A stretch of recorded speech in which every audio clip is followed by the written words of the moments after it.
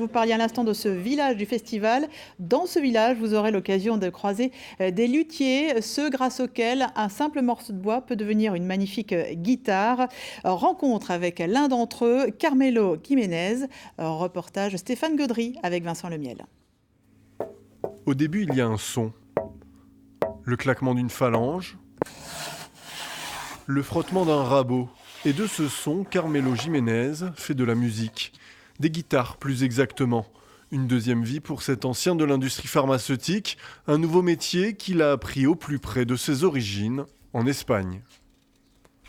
J'ai fait une première guitare qui était sublime au niveau son.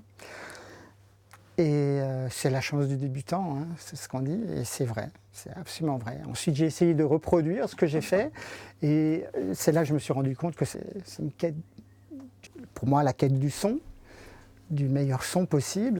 Une quête qui l'a amené à faire de belles rencontres, comme ce jour où il se promenait sur les collines au-dessus d'Eschentzwiller.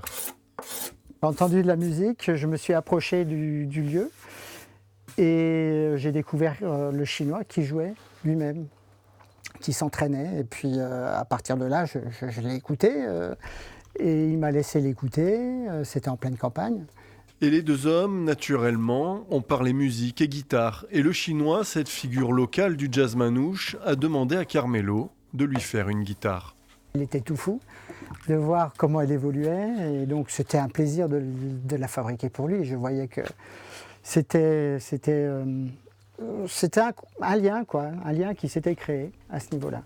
La guitare, en 2 ans, a déjà bien vécu sous les coups de médiator du guitariste. Pas sûr d'ailleurs qu'elle soit rétablie pour le concert de ce week-end.